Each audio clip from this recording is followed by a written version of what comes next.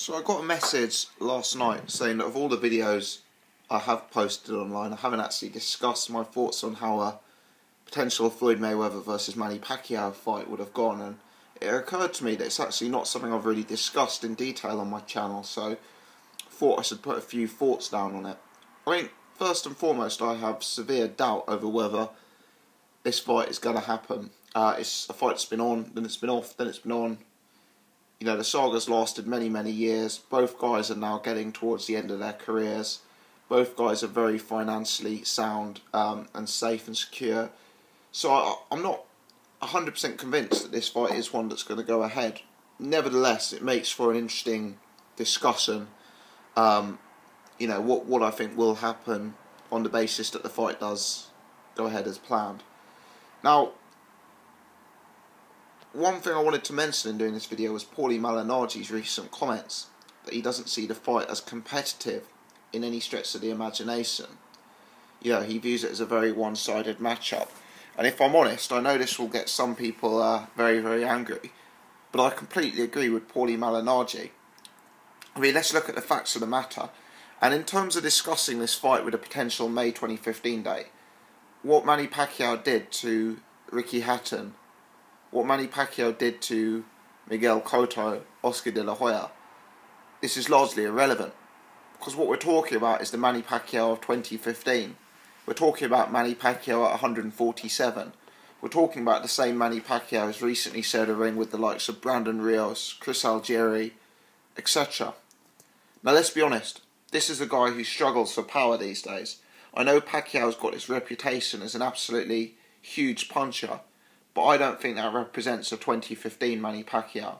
Yeah, he said 24 rounds with Chris Algieri, 24 rounds with Tim Bradley, 12 rounds with Chris Algieri, 12 rounds with Brandon Rios. You know, the guy isn't knocking people out these days. There's no more knockouts coming through at the minute. He had Chris Algieri down 6 times, I think, over the course of their fight and couldn't get the job done. So I don't see Pacquiao knocking any sort of top 20 welterweight out these days. I don't think at his age and at the weight he's a massive puncher.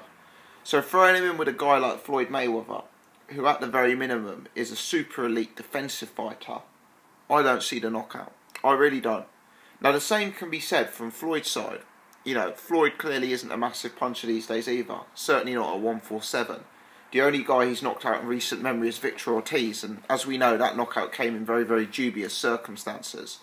So, what I'm getting at is this is a fight that I see going the distance. Both of the guys are highly experienced, both of them are tough.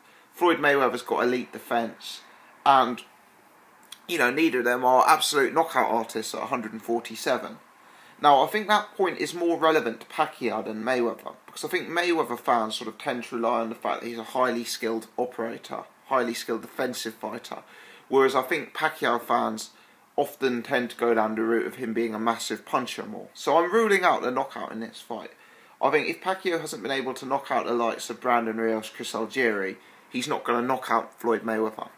I'm not saying those guys are bad fighters, but you know, Brandon Rios getting one win over a sort of completely undermotivated Mike Alvarado recently doesn't convince me that he's a top 10 welterweight. You know, Chris Algieri had never even fought at welterweight before, and that fight was at a catchweight, I know. And you know, if he's not knocking those guys out, he can't really be knocking Floyd out. Now, in terms of the fighters who've had success against Manny Pacquiao, there's 2 to mention that spring to mind immediately. Tim Bradley, Juan Manuel Marquez. Let's start with... Sorry, messing up the camera there. Let's start with Tim Bradley. Now, first and foremost, I'm not going to go into who I thought won the fight between Bradley and Pacquiao, because that's going to cause all sorts of unnecessary debate. But let's say, at the very least, Tim Bradley had huge spells of success in that fight, and at the very least, Tim Bradley took multiple rounds of Manny Pacquiao, asked Pacquiao difficult questions, and caused Pacquiao a few problems. Now, even if you don't think that Bradley did enough to get the win that day, and I know the majority do not, we have to acknowledge that Tim Bradley at least caused substantial issues for Manny Pacquiao, was able to land on him, and to an extent was able to use Bradley's own brand of sort of technical boxing against Manny Pacquiao. Let's switch to Juan Manuel Marquez. a very experienced operator, a real technician, a counter-puncher. You know, these smart, tricky, experienced, technical guys, Bradley, Marquez, you know, these guys who can box, these guys who can counter-punch, are the guys who tend to cause Manny Pacquiao problems. Obviously, in the last Marquez fight, we saw Manny Pacquiao lying out on the floor, victim of a hideous knockout. Even in all the other fights, they were close matchups, you know. So, Marquez and Bradley, whether you agree that Pacquiao deserved to win or lose those decisions, irrelevant. Let's just agree that these guys are the type of fighters who can cause Pacquiao problems. Guys with huge technical ability, huge experience, and guys who can counterpunch. Now, let's look at Floyd Mayweather.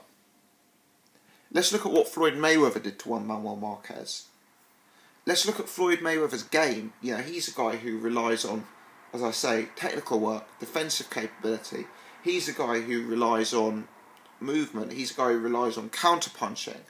For me, in many ways, there are similarities between Floyd Mayweather's game and Marquez, Floyd Mayweather's game and Tim Bradley. They're not carbon copies, but there's some similarities there. What I would say is that, to my eye, Mayweather is a far more advanced version than either of those fighters.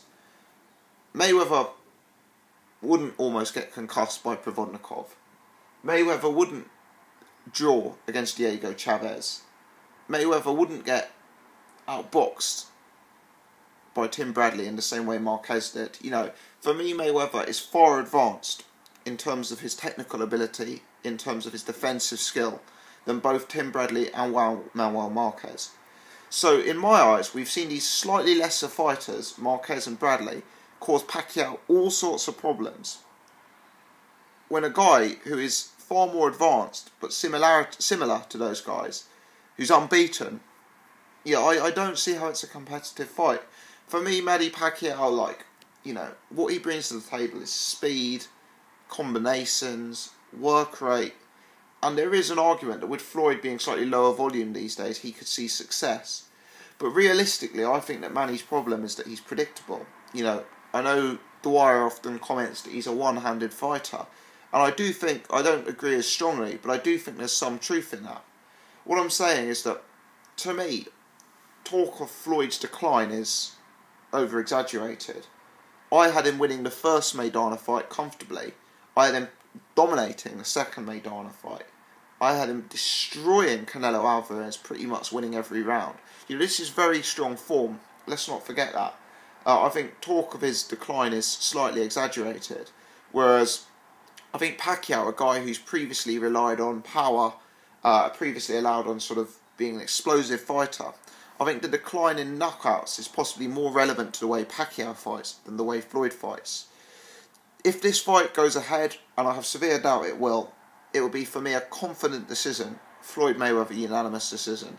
I don't see Manny Pacquiao winning it. I think Pacquiao starts strong, his speed could take a while to adjust to and to work out, but I think he's predictable. I think as Dwyer says, he's predominantly a one-handed fighter. I think we know that, you know, real technical skill guys like Marquez and Bradley can counterpunch him, and I think Floyd Mayweather brings a far more advanced game than either of those guys. I really don't see Manny Pacquiao beating Floyd at this point. I think there are tougher tests for Floyd out there at 147 stylistically, and in my eyes, it isn't a competitive fight. That's not saying I wouldn't want to watch it. That's not saying I hope it doesn't happen. I'm just saying, my personal opinion, confident pick of Floyd, and I largely agree with Paulie Malignaggi that this isn't a competitive fight.